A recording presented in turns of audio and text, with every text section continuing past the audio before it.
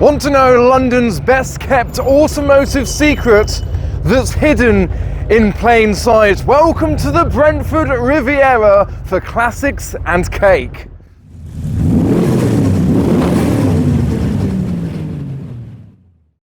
Duke of London have been operating for years, and their business plan involves 3-month rolling contracts at venues that are due for demolition in Brentford. The Brentford Riviera, aptly named due to some waterways that are nearby. It's an up and coming area, and this behind me, this multi-storey car park, houses a secret that you need to know about on the 7th floor. So I am here for classics and cake. We're going up there, and I've brought the wrong car. As you can tell from some of the arrivals, I am definitely not going to fit in today. But this is my ULEZ car, the ultra low emission zone. It fits in. This certainly feels so exclusive. So many cars are going on. Let's see what's down there. We've got a Volvo. Oh, now not only is my engine warning light on, but it thinks that my roof is open. The roof doesn't work on this car, so I don't know. I turned it off and on again, it's fine. Cars are being instructed to turn their engines off. We're going to be here for a little while. Even Duke of London himself in the Bentley is awaiting arrival. What a scene. Festive scene as well. I really wish I'd brought the Viper, but I don't think it would have got up. What else have we got in the traffic? Oh, quite the variety, of course. There's a great selection of cars already waiting to get in. I think they've just opened, so we're about to move again. As we continue to fill the car park, I was ushered onto the first available floor as the proper classics went further up to the top. We've got the Alfa Romeo Junior, the 106 Rally, the Z3 Coupe is on its way down, and a 996 Gen 1 GT3 on its way up with various others behind, including a silver 430 Scuderia, and I can see an R34 in the distance as well. The Z3M Coupe is still working its way back down the car park, negotiating all of the arrivals. It's an R34 GTT with what looks to be a Tommy Kyra front bumper, perhaps the entire kit, spoiler on the back as well. And TFJJ in his new SLS, and the Z3M Coupe has finally made it out as a 911 arrives. But the only sensible thing now to do is to go all the way to the top and see what is here. Oh, they've really stacked up the Range Rovers here. Got the layer cake example in yellow right in the middle. We have reached the floor of car storage, so vehicles undercover, customer cars kept tucked up for the winter, including a Ferrari SP2. That literally arrived yesterday, as well as a Sebring MGB. Now the next floor we have the Golden Sales Office with the cars that are currently for sale with Duke of London. I mean, I'm getting distracted by a car that I should have bought today. We have another Cobra turning up. Hardtop 427, looks like a Gardner Douglas to me.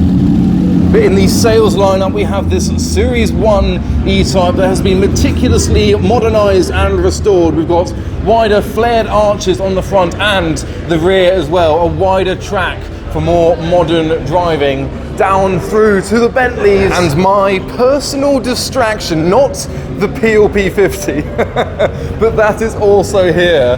I've actually driven one of those before. What I haven't driven before though is an RT10 Gen 1 Dodge Viper. This is for sale for £38,500, which I think is incredible value.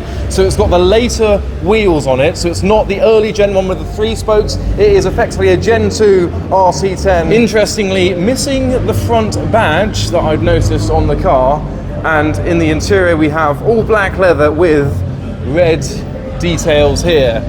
So the interior dashboard layout is very similar to mine. I mean, I think the bezels behind the wheel are slightly different, but otherwise that is very recognisable. The RC10s have got the twin speakers there in between the seats. Mine's got like a glove box and a little cubby hole, so a bit different there. Mine's been a bit more modernised. The RC10 is the Viper in its purest form, obviously inspired by the Cobra, hence its name Viper, with no door handles, and you can get a roof, you can get windows to put into it, that's where they slot into, but to open the door you still need to reach in to the inside to get that door open on this legendary car that I cannot believe is still here. This is another fascinating one, the Aston Martin Virage. It's just undergone a restoration to the value of £40,000, and in its Zagato blue exterior and red interior, the asking price is only £44,000. So you're basically getting a car for £4,000 that's been fully restored. 500 hours was spent on this car to bring it into the condition that it is today. And next door, still for less than 100,000, is this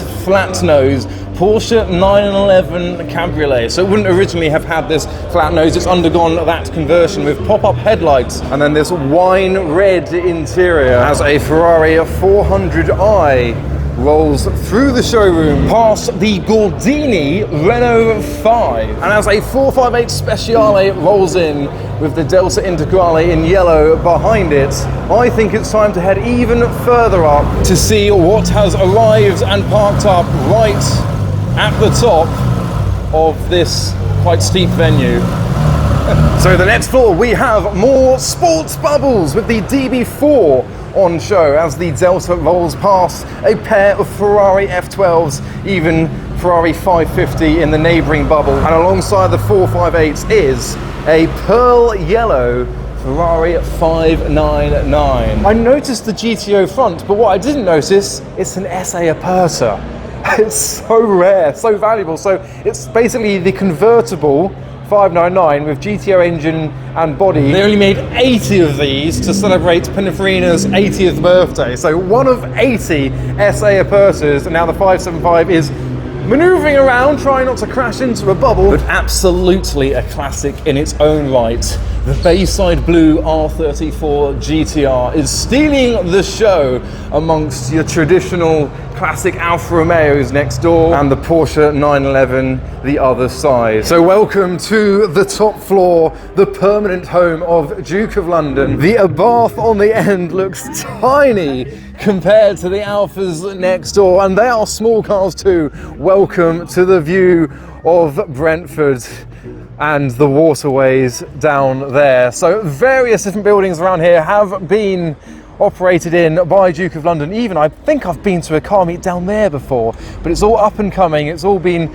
taken down to rebuild, and now this finally is their permanent home. And this car meet really shows how this community can exist in a venue like this. We've got the Alpine A110 with the 190 with the Christmas tree on its roof, one of the stars of the show, of the Bentley that Merlin's just collected from Bentley themselves, and a few more of the show cars that we followed up here this morning. The few first arrivals, including this burnt orange Ferrari 360. But the most beautiful car here is this modern homage to the Alfa Romeo Tipo 33 Stradale, built from the ground up.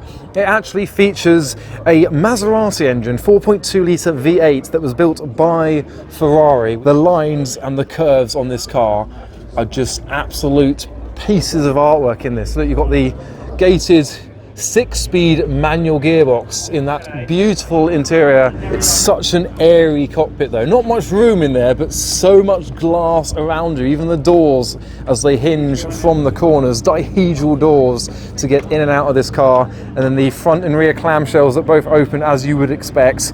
Got the 16-inch wheels, very classic. Next door to the DB AC Cobra 427 bare aluminium recreation, another curvaceous beauty that we have seen at various shows. And then the Mr. JWW 911. Obviously the most notable feature of this 911 is the wicker basket interior. We've got orange, almost Alcantara around the outsides, then wicker with blue checkboard down by the googly eye purse. And as the fully restored green R33 GTR rolls out, we have the last view on this floor, the 964 RS with the Ferrari 348 in white, quite a rare colour, with a red roof and then black interior. And then next door, the Ferrari 575. Let's do a little gearbox check. I think most of these were automatic. Yeah, this one is. The 550s, you're more likely to see a manual gated gearbox inside. But let's head up to the top floor. We first have the Citroen SM with that revolutionary suspension on show. The Maserati V6, gorgeous blue paint job and brown leather interior. And a final cluster of cars in the top corner with that Delta boxed in at the back with the Land Rover, the Rolls Royce, and another Citroen. Look at the interior of this. I mean, there's gentlemen wearing trousers of the same material walking around here. But since I arrived and came up here, more cars have arrived down there, so we're gonna go there, see what else there's. So there's reasons why I didn't want to risk the Viper here, but I think it would have coped. What's a cute pairing? The Series 1 Lotus Elise and the pink Smart Roadster.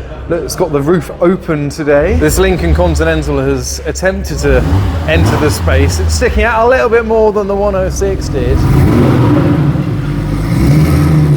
There goes the Carrera RS. Well, a homage to the RS. There are actually two more Z3M coupes, black one over there, and then Laguna Seca blue on this example with the shiniest of exhausts, and matching its blue exterior is a lot of the interior as well, finished in blue, even the dashboard. Someone's taken my wrap off. But whilst we've seen the more exclusive side of the London car scene, I'm going to head into the Arteon next, and we're going to go to central London and see how that car scene has changed since I used to go spotting in 2012, 2013, back when it was at its peak, because I don't think it's quite as it once was. It doesn't scrape, that's the beauty. He looks like a long-term customer of the car park. We've got various photographers capturing cars leaving. Lord Denton himself! Merry Christmas! Merry Christmas, Anna! Our first spot is Fiskins. Normally they've got some stuff outside, it's just an RS4. Is there a window that you can look through? No. Oh, well, they're tall ones, I won't bother. Go on. Go on. Might be a Le Mans car in there, go on. That's true. Oh my god, there's a Le Mans. Oh, it's the... I've got a model of that car, 118, the DBR9, and then there's a 275 GTB. And for our next deal, oh, there's a Cobra! There's a, what was it, a DB4, yeah, DB4 GT, and then Cobra, oh, that is perfect spec. Just quickly. The Z8 in the back. Oh yeah, AC Cobra Mark IV, so that would have been built maybe in the 90s. Doesn't actually say what year, oh, 1993, there we go, 1993. Cobra continuation. That is the dream. Don't know how much it is, but probably more than I can afford, pal. Welcome to Harrods, supercar spotting central, as made evident by the 750S. Oh, we've got a good old-fashioned London argument in the middle of the road. Do you think they've crashed? Hit him! Give him a smack! Oh, he's put his hands up. Come on! She's just eating crisps, ignoring everything that's going on. Oh, she's the taxi driver and he's the chauffeur. He's filming. Everyone get their phones out. Oh, Triumph GT6 Series 1. I bet there's nothing here. Like, you know, Chiron normally parks here. There's an Urus. What is that car sculpture there? Wow. Oh, wow. Oh, right. We're parking for this. This is worth it. Okay, so I can hear something idling. Don't know what that is, but we have found the Corsa C. Bad Influence 5-door. Oh, there's a 992 GT3 RS going into Mount Street over there. And this is what we've stopped for. You've got the honeycomb headlight covers, the real fake carbon fibre that's cracking, which could be on purpose. The tow hook is attached to the plastic grille. Got an olive green Rolls-Royce Cullinan, brand new, with sunburst yellow interior and brown and wood. Oh, this is quite the spot. I mean, there's another RS that the 992 is just part next to, but for now, 911 Speedster. It's got the historic livery on it as well, parked up down Mount Street. This is kind of the new car spotting hotspot. Oh, there's actually three RSs. There is a black one the other side of the road. So you've got the yellow 992 GT3 RS, the grey one, and then just down there, finished in black, and there's a Hurricane coming as well. Oh, he's got his Christmas jumper on. Oh, the number plate on the 992 is 992 as a 360 Spider cruises by. Of course, the obligatory parking ticket, and just notice the Christmas tree. They're not baubles, well they are baubles, but they've got like Margaret and Jasper's faces on them. But welcome to what used to be the American Embassy. It's now been converted into a hotel. This is the place to go, and you might have noticed a Bugatti Chiron and G-Wagon 6x6 has decided they are staying here today. So imported to the UK for their winter trip to London, piece of rolled up paper in the handle, probably looks handwritten, and then the 6x6 G-Wagon, again with the handwritten note. Do you think someone's put that in the door Could you please listen to me, because I may know something that you don't. People are dying in absurd wars for nothing. We all live on the same planet and nobody wins in a war. Humanity right, it's about God. Pretty cool to see out in the open with the Urus falling by. Got the Lotus Evija in their dealership as well. Oh, well that's a nice surprise. Could have been there earlier.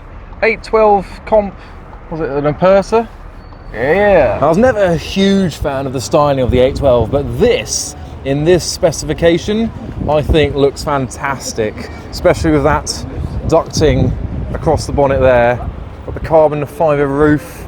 It's quite intricate in design, but still has delightful curves that you'd expect from Ferrari. It's one of their last fairly good looking cars after they left Pininfarina, or Pininfarina left them. The Competizione A, standing for Aperta. But to conclude the day, we've been talking a lot about how the car scene has changed. We have ended up at a unique display by the brains at Jaguar. Oh no, you've clicked away already, haven't you?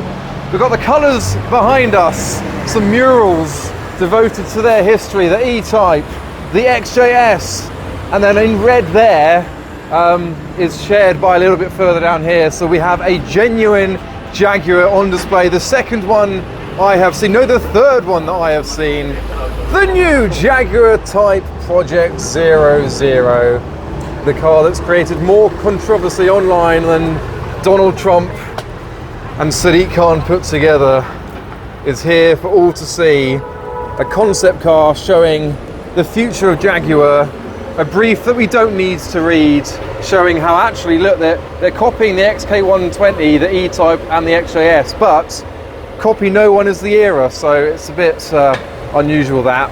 And I'm going to shock you all and say that I like this car. Forget the branding and the marketing and everything, I think it looks stunning for a futuristic look at.